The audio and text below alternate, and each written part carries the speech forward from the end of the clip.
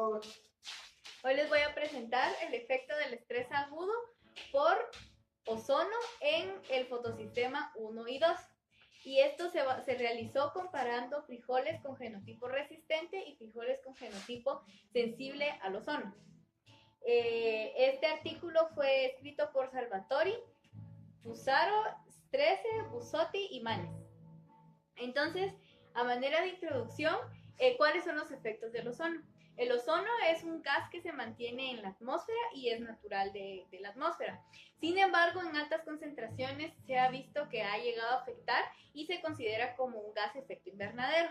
A las plantas, alguno de los efectos que provoca es directamente a las células acompañantes de las células oclusivas, peroxida los lípidos de la membrana de las células del mesófilo, causa daño oxidativo a la clorofila y al rubisco y afecta al fotosistema 2. Entonces, como sabemos, bioquímicamente el ozono tiene la capacidad de reaccionar con moléculas y así generando especies reactivas del oxígeno, que son, por ejemplo, el OH, el hidronio y otras más, ¿verdad? Entonces, estas especies reactivas del oxígeno provocan una cascada de aniones y de potasio en estas células oclusivas, y como nos recordamos, para que ocurra el proceso de apertura y cierre de los estomas se necesita justamente esta cascada. Entonces las especies reactivas del oxígeno provocan esta cascada y provoca a su vez la pérdida de turgor y por lo tanto el cierre estomático, lo que al final se traduce como dos cosas. Primero, una protección para el ozono, que eso es algo positivo. Sin embargo, también como los estomas se cierran, ya no se puede dar la asimilación del dióxido de carbono, que sería este último paso. Bueno, en cuanto a la peroxidación de lípidos, volvemos a lo mismo. Sabemos que el ozono es una especie muy reactiva cuando entra en contacto con otras moléculas y tiene la capacidad de peroxidar lípidos. Entonces aquí miramos un poco de la ruta metabólica que ocurre para la peroxidación de lípidos. Sí, vamos a pausar un poquito aquí. Bueno, entonces, ¿cómo recordamos? El ozono tiene la capacidad de peroxidar lípidos y justamente usando, por ejemplo, reaccionando a esta especie reactiva que es el hidronio, el anión hidronio y otras más. Y esto influye o afecta directamente a la membrana, a los lípidos de la membrana. En cuanto al efecto que tiene en el fotosistema 2, lo que ocurre es que empiezan a disminuir la demanda del NADPH y del ATP, y esto provoca que el fotosistema disminuya la regulación fotoprotectora. Entonces empiezan a ocurrir daños a nivel de moléculas y de la estructura vegetativa en sí, que es el órgano, la hoja. Pero, ¿qué ocurre con el fotosistema 1? Resulta que en la actualidad se sabe que puede llegar a tener gran influencia el ozono, sin embargo, no se ha estudiado suficiente. Entonces, debido a esto, el objetivo de los autores era justamente comparar el estrés causado por el ozono en el fotosistema 1, que es PS1, y en el fotosistema 2, de un genotipo de plantas resistentes al ozono y de otro que sean sensibles. Entonces, su hipótesis es que el fotosistema 1 iba a jugar un papel importante hacia la respuesta del ozono. En cuanto a los métodos, para la obtención de semillas fue pedirle a una empresa que produce semillas transgénicas que justamente le vendieran una especie que es resistente al ozono y otra que no lo es. Y estas dos especies, ambas las trabajaron en los mismos sistemas, teniendo siempre un control. Entonces, para la fumigación, así le llamaron ellos, la fumigación de ozono, lo que usaron fue estas cámaras en las que uno puede entrar. Son cámaras herméticas y que uno puede llegar a mantener las características climáticas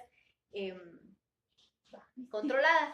Entonces, dentro de estas cámaras, en el día la mantenían a 25 grados Celsius y en las noches la bajaban a 22.9 para más o menos ir similando a las características ambientales en las que se produce frijol en España. Porque algo muy importante de decir es que Estos autores son españoles y lo que querían era probar si la contaminación de ozono que se está produciendo en España iba a empezar a afectar a los cultivos.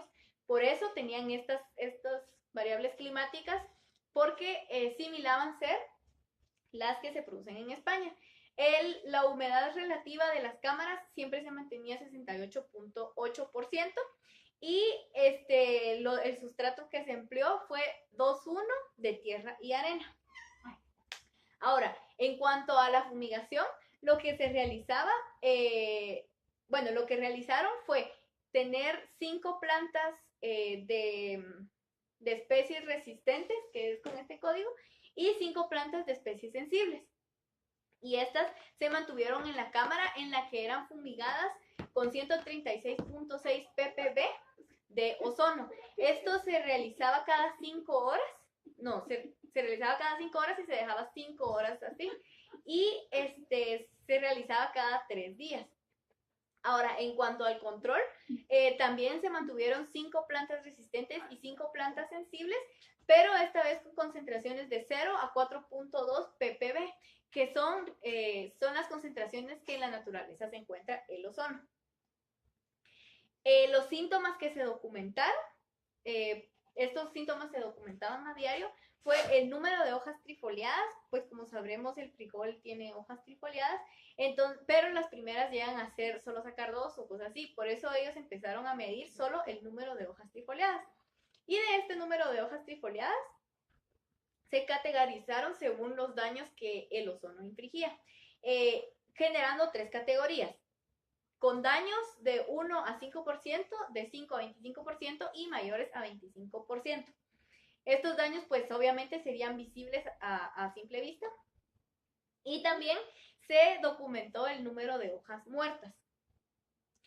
Y entonces con estos datos ya lograrían sacar el índice de daño por ozono, que es porcentaje de hojas dañadas por el porcentaje de área dañada partido 100.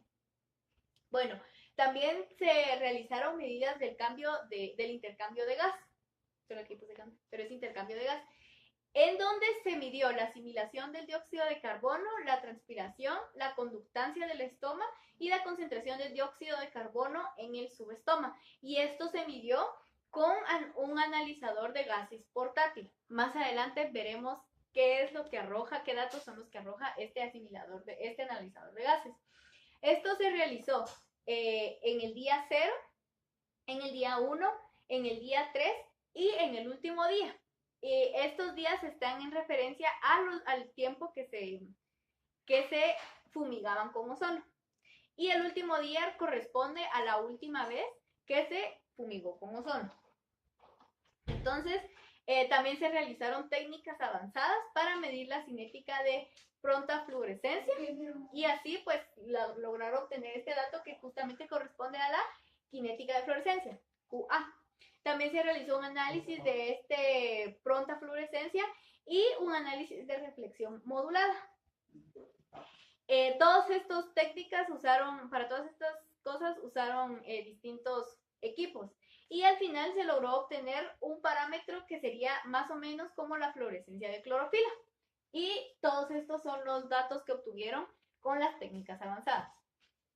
En cuanto al análisis estadístico, se empleó un ANOVA de 2 vías, un test de Student Neumann-Hughes y un test de Leven. Y bueno, ¿qué resultados obtuvieron?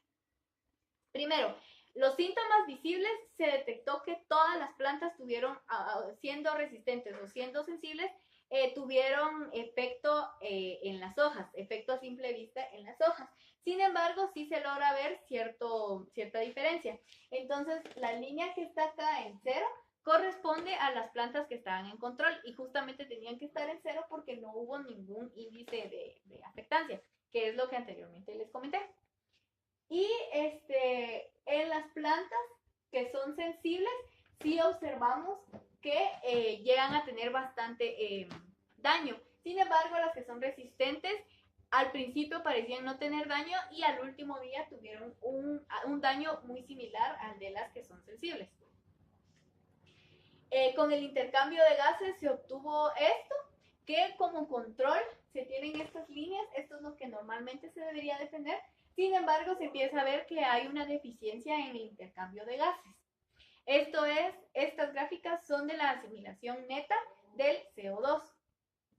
En cuanto a la conductancia del estómago, se logra ver que de igual manera, se vuelve a repetir que empieza a haber una conductancia de estoma menor. Y en cuanto al tamaño de antena efectivo para el centro de acción, se logra ver que no hubo un efecto en sí. Sin embargo, más adelante en el ANOVA se logra observar mejor si hubo o no efecto. Bueno, y en cuanto a los análisis estadísticos de los resultados de técnicas avanzadas,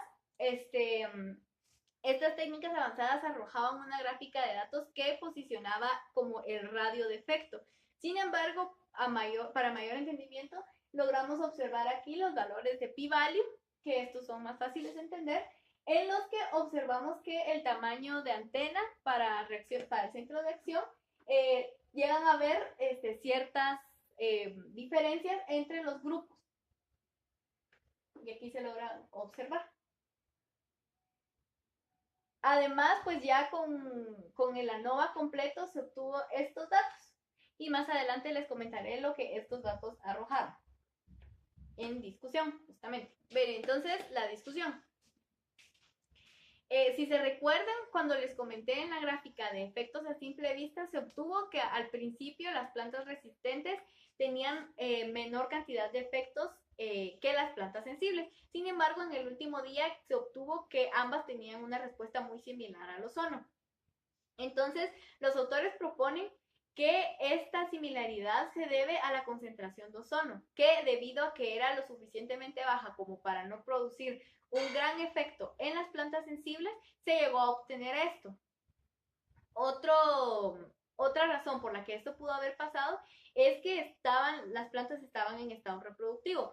Quiere decir que se mantuvieron en floración mientras ocurrió este estudio. Entonces, resulta que cuando las plantas están en estado reproductivo, todo el equipo de intercambio gaseoso se vuelve más sensible a todo el exterior y debido a esto, tal vez las plantas con genotipo sensible y las plantas con genotipo resistente llegaron a tener el mismo resultado en efectos notorios.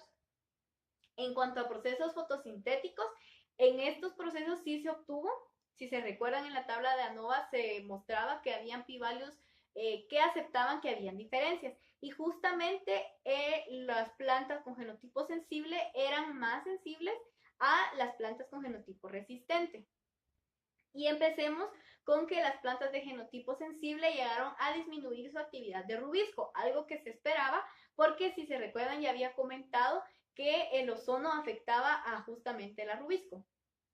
También en la acción fotosintética total de cambio, cambió poco. Y esto es porque había un parámetro que era el cambio de IP y este cambio fue bajo sin importar el genotipo de la planta. Entonces, con este parámetro lo que lograban ver era cómo el fotosistema 1 y 2 respondían. Y se observó que solo el fotosistema 2 era el que respondía. Bueno, en cuanto a la acción fotosintética total, cambió muy poco sin importar el genotipo resistente o el genotipo sensible. Y esto se lograba ver más o menos con el rango de cambio de IP, que ambos lo tuvieron bajo. Sin embargo, se dieron cuenta que tanto en el genotipo resistente como en el sensible, solo el fenotipo 2 llegaba a ser sensible a la concentración de ozono, pues este era el único que respondía a la primera etapa de estrés, pero el fotosistema 1 no respondía. Y esto lo relacionaron a que la actividad del fotosistema 2 comienza a bajar y hasta que ésta disminuye en su totalidad, entonces la actividad del fotosistema 1 aumentaría. Con lo que llegaron a darse cuenta que el fotosistema 1 responde muy poco al ozono. En cuanto a la tolerancia por parte del fotosistema 1, este llega a ser muy tolerante al ozono y es básicamente porque, como les comentaba, primero el fotosistema 1 era el que llegaba como a modular o a responder a las concentraciones de ozono, y hasta que las concentraciones eran demasiado altas, podría llegar a alterar el fotosistema 1. Sin embargo, también se sabe que el fotosistema 1 tiene este flujo cíclico de electrones, y este flujo cíclico de electrones produce ATP, lo que podría estar relacionado a que el fotosistema 1 empieza a recuperarse del ozono rápidamente por este ATP, pues puede usarlo para empezar a combatir con antioxidantes. Pues obviamente se vio que sí era más resistente el genotipo resistente que el genotipo sensible. Y se dieron cuenta ya con las técnicas avanzadas que el fotosistema 1 no funciona igual en ambos. Y más o menos se puede relacionar a que el genotipo sensible justamente tiene un PS1, un fotosistema 1 más sensible al ozono. En conclusiones, los síntomas visibles no variaron debido a que el genotipo resistente no posee defensas cutáneas. Eso también, ellos discutían que el genotipo resistente no tenía genes con una protección cutánea. Por esa razón también podía ser que los síntomas visibles no fueron diferentes entre el genotipo resistente y el sensible.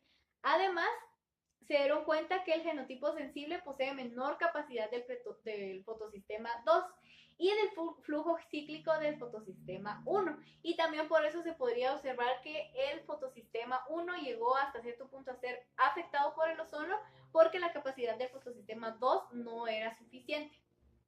Y eso es todo. Gracias.